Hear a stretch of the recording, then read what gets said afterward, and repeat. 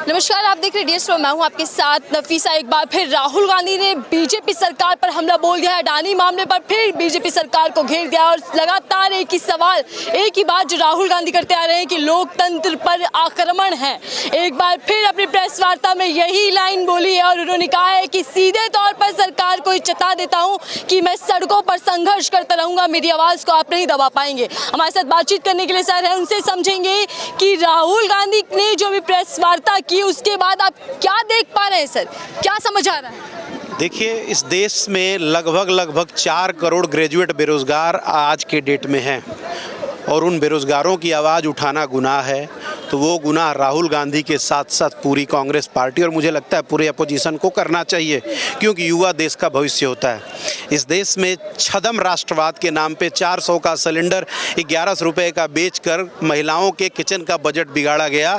अगर महंगाई के खिलाफ आवाज़ उठाना गुनाह है तो राहुल गांधी के साथ साथ कांग्रेस का बच्चा इस गुनाह को करना पसंद करेगा। तीसरी इंपॉर्टेंट बात यह है कि GST के नाम पे, जिस तरह क्रोनो कैपिटलिज्म के नाम पे अगर उन छोटे व्यापारी स्मॉल मीडियम इंटरप्राइजेज के लोगों की आवाज़ उठाना गुनाह है तो राहुल गांधी के साथ साथ कांग्रेस का बच्चा ये गुनाह करेगा।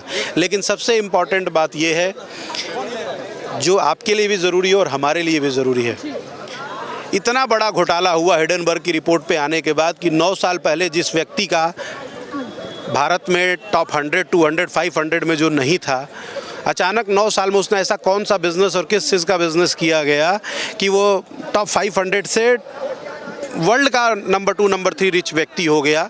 उन रिश्तों की जांच के लिए अगर राहुल गांधी जी ने पार्लियामेंट में आवाज़ उठाया, जिसके बाद नरेंद्र मोदी सरकार मुझे लगता है कि वो बेपर्दा हो गई।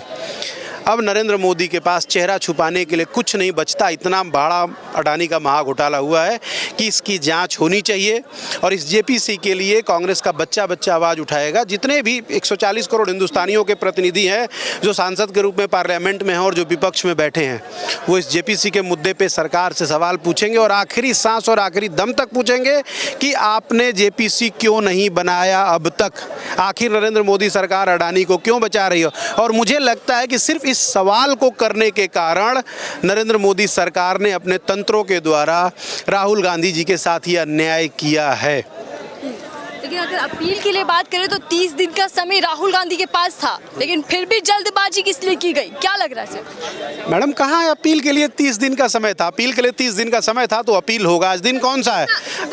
रद्द करने में जल्दबाजी क्यों की, मेरा सवाल ये बिल्कुल। अब ये सवाल का जवाब जो है वो कि ओम बिरला जी दे पाएंगे जो लोकसभा के अध्यक्ष हैं, क्योंकि राहुल जी ने 3 बार उनको पत्र लिखा। भारतीय जनता पार्टी की पूरी सरकार, उनकी कैबिनेट के 4 वरिष्ठ मंत्री, उनका ट्रोलर गैंग, उनके पूरे प्रवक्ता और उनका सेलेक्टेड मीडिया सेल, ये जो लंदन से राहुल जी के आने के बाद चर्चा कर रहे थे, उस पर जवाब देने के लिए उन्होंने 3 बार लोकसभा अध्यक्ष को पत्र लिखा, लोकसभा की नियमावली के तहत पत्र लिखा। लेकिन चूंकि लोकसभा अध्यक्ष को पता था कि राहुल जी जब पार्लियामेंट में बोलेंगे तो उनके नेताओं को, उनके मंत्रियों को बेनकाब होना पड़ेगा, इसलिए लोकसभा अध्यक्ष ने इतनी जल्दबाजी दिखाई और जल्दबाजी दिखाते दिखाते उनको लोकसभा से बर्खास्त किया। एक और दूसरी इंपॉर्टेंट बात, मैं आपको थोड़ा और ध्यान आपका आकर्षित करना चाहता हूं। डिफर्मेशन के केस में 2 साल की हाईएस्ट सजा आज़ाद भारत के इतिहास में आज से पहले कभी नहीं हुआ। ये मैं नहीं जानता हूँ, मेरी जानकारी के हिसाब से।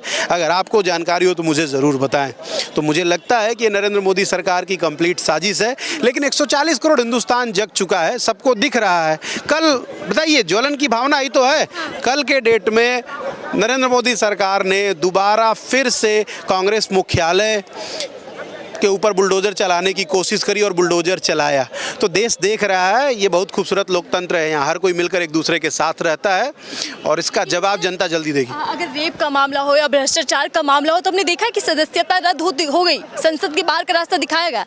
लेकिन हम पहली बार देख रहे हैं कि मानहानि मामले के अंदर सदस्यता रद्द कर दी गई। इसलिए कर दी गई कि कहीं ना कहीं मोदी और अडानी के रिश्ते देश के सामने जगजाहिर हो जाएंगे, खुलने का डर है।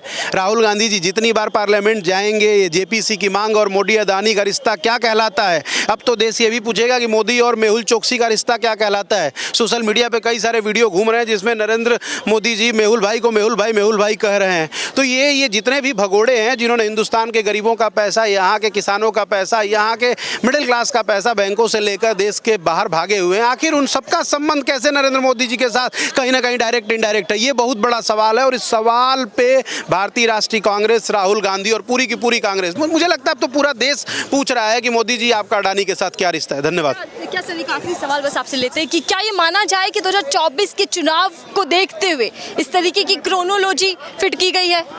नहीं, ऐसा नहीं है। 24 का चुनाव मत कहिए, ये तानाशाह का नेचर है। तानाशाह जो होता है वो बहुत डरपोक होता है, वो सवाल का जवाब देने से घबराता है। ठीक है, ये वो 24 इसका कोई संबंध नहीं है। तानाशाह को विपक्ष पसंद ही नहीं है, सब कुछ अपनी मर्जी का करना है। कल 45 लाख करोड़ का बजट पास हुआ 9 मिनट के अंदर, न कोई चर्चा न परिचर्चा, विपक्ष गायब, अपनी मर्जी से उन्होंने पास कर लिया।